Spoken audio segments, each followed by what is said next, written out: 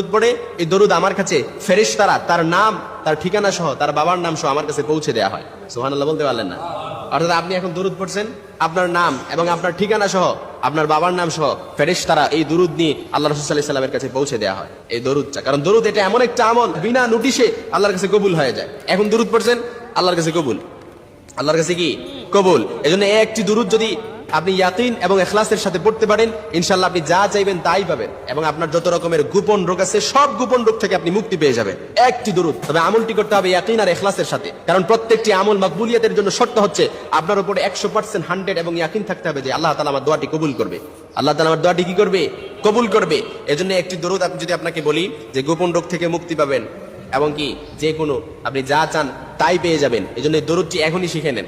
আল্লাহুম্মা সাল্লি আলা মুহাম্মাদি ওয়া আলা আলি মুহাম্মাদিন বিআদাদি কুল্লি দাই ওয়া দাওয়াই ওয়া বিআদাদি কুল্লি ইল্লাতিন।